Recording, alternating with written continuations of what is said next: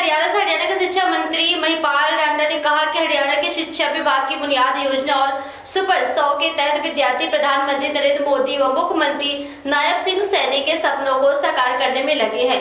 प्रदेश के सरकारी स्कूलों में पढ़ने वाले बच्चों ने जेईई एडवांस में 89% परिणाम हासिल कर एक कीर्तिमान स्थापित किया है। ऐसा देश में अन्य किसी भी प्रदेश में प्राइवेट और सरकारी संस्था ने आज तक नहीं किया। उन्होंने कहा कि प्रदेश में सरकारी स्कूलों में पढ़ने वाले विद्यार्थी को अलग अलग योजनाओं के माध्यम से ट्रेनिंग दी जा रही है। उन संस्थाओं को बुनियादी सुविधाओं से सुसज्जित किया जा रहा है। शिक्षा मंत्री महिपाल ढांडा बुधवार को सरकार और विकल्प फाउंडेशन द्वारा चलाए जा रहे हरियाणा सुपर 100% परिणाम में आयोजित यशोदीप सम्मान समारोह में बोल रहे थे। शिक्षा मंत्री महिपाल ढांडा ने जेईई एडवांस को उत्तीर्ण करने वाले विद्यार्थियों को पुरस्कार देकर सम्मानित किया। विकल्प फाउंडेशन के डायरेक्टर नवीन मिश्रा ने बताया कि 235 विद्यार्थियों ने जेईई मेंस एडवांस को क्वालिफाई किया। इनमें से 16 से 99% से ज्यादा, 35 ने 98% से ज्यादा और 57 ने 97% से ज्यादा और 85 ने 95% से ज्यादा अंकों के साथ उत्तीर्ण की है। शिक्षा मंत्री महिपाल ढांडा ने कहा है कि जिस परिवार में सुपर 100% की कक्षाएं चल रही हैं, यहाँ पर जो भी कमियां या जरूरत होंगी उन्हें सरकार की तरफ से पूरा किया जाएगा। आज का दिन गौरव और शुभकामनाएं के साथ साथ हरियाणा की प्रतिमा और संकल्प को नमन करने का दिन है। उन्होंने कहा कि पैसों के अभाव में बहुत परिवार अपने बच्चों को बड़े कोर्स में जाने की तैयारी तक नहीं करवा पाते हैं। इस बात को हमारे केंद्रीय मंत्री एवं पूर्व मुख्यमंत्री मनोहर लाल ने महसूस किया है और सुपर 100 जैसे स्ट्रक्चर तैयार किया है। ये ढांचा सरकारी स्कूल के प्रति लोगों की सोच को बदल रहा है। उन्होंने कहा कि प्रदेश के सरकारी स्कूलों को देश की आजादी और प्रदेश के बनने के बाद हमारे बुजुर्गों ने पैसे इकट्ठे करके अपने खून पसीने से खड़ा किया था। उनमें से जो बिल्डिंग जर्जर हो चुकी है उनका प्रदेश सरकार की तरफ से निर्माण करवाया जा रहा है। पिछले 25 से 30 सालों में धीरे धीरे सरकारी स्कूलों की हालात को, शिक्षा को कम किया गया है। प्रदेश में हमारी सरकार ने आते ही सरकारी स्कूलों की तरफ ध्यान दिया है और दोबारा से पंचकुला, फरीदाबाद के सरकारी स्कूलों में दाखिले के लिए सिफारिशें आने लगी है। ऐसे ही व्यवस्था आने वाले 5 सालों में प्रदेश के हर स्कूल की तैयारी की जाएगी। उन्होंने कहा कि आज के विद्यार्थी अपने परिवार और स्वयं को देकर अपना लक्ष्य निर्धारित करें। उस लक्ष्य को प्राप्त करने के लिए जिन संसाधनों की जरूरत पड़ेगी उन्हें प्रदेश की नायब सिंह सैनी सरकार पूरा करने की। शिक्षा मंत्री महिपाल ढांडा ने कहा कि प्रदेश सरकार ने कुल बिजनेस कार्यक्रम चलाया है। इस योजना के तहत भी हाल ही में हुए कार्यक्रम में 1,23,000 विद्यार्थियों ने 18,000 टीचरों की टीम बनाई गई है। इन 18,000 टीमों में से प्रत्येक जिला की टॉप 3 यानी प्रदेश की कुल 66 टीमों का पंचकुला में कार्यक्रम आयोजित हुआ और उसके बाद ही हिंदुस्तान में हरियाणा पहला राज्य बना जहां से 66 टीमों पढ़ाई के साथ साथ अपने पैरों पर खड़े हो गए और सरकार की तरफ से इन्हें 1 लाख रुपए आगे बढ़ाने के लिए प्रोत्साहन के तौर पर दिया गया। उन्होंने कहा कि विश्व में चारों तरफ देशों के बीच में आपसी झगड़े, लड़ाइयां चलती हुई हैं।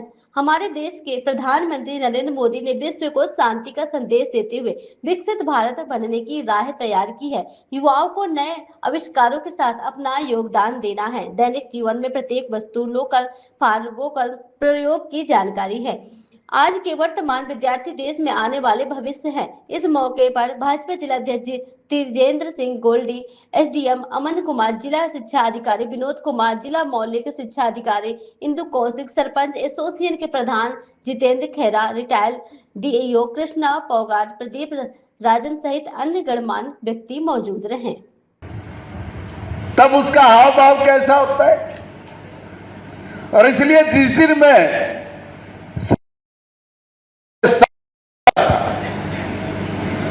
बहुत क्लियर हार्टेड आदमी हूं, सीधी बात बोलता हूं। मैंने उसी दिन एक चीज तय की मुख्यमंत्री जी से बात करके कि जिस अभाव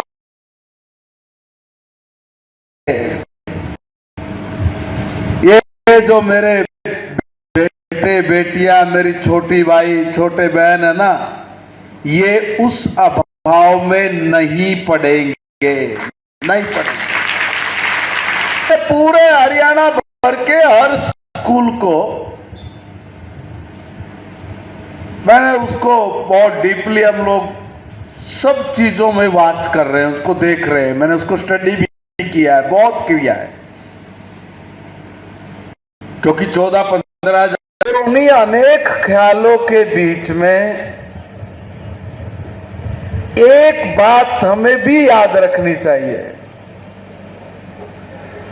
कि जिंदगी में वही व्यक्ति उपलब्धियों को पाए हैं, वही व्यक्ति जीवन में सफलता अर्जित कर पाए हैं जिन्होंने अभाव में जीवन जिया है, अभाव में जीवन जिया है। तब हमारे मुख्यमंत्री मनोहर लाल जी ने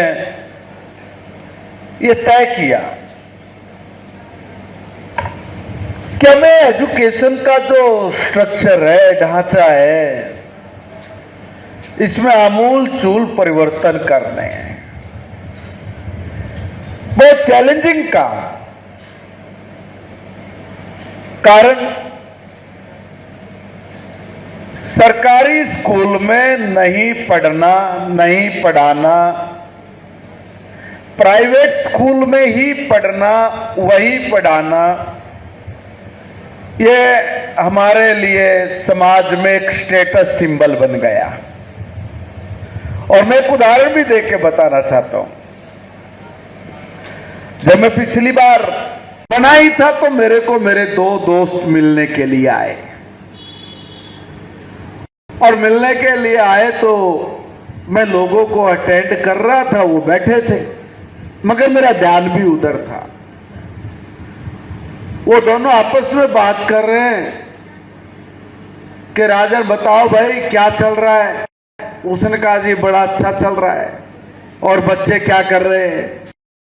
कि जी पढ़ रहे हैं। कहां पढ़ रहे हैं? का सरकार में, गांव। तो जो दूसरा आदमी था उसका चेहरा मैंने बहुत बारीकी से देखा, समझा। उसने पता है क्या कहा? सरकारी में। उसने कहा हाँ सरकारी में, क्योंकि मेरे गांव के सरकारी स्कूल में अच्छे टीचर है, अच्छी पढ़ाई होती है, तो इसलिए मैं वहीं पढ़ा रहा हूं अपने बच्चों को। और मेरी पॉकेट भी अलाउ नहीं कर रही है कि मैं प्राइवेट में पढ़ा पाऊं। वो उसको बता रहा, वो भी तुरंत उससे क्वेश्चन करा कि तेरे बच्चे क्या कर रहे हैं, तू भी बताओ। कि बस यार मैं तो मंत्री जी के पास आया था कि कहीं न कहीं बच्चे ने प्लस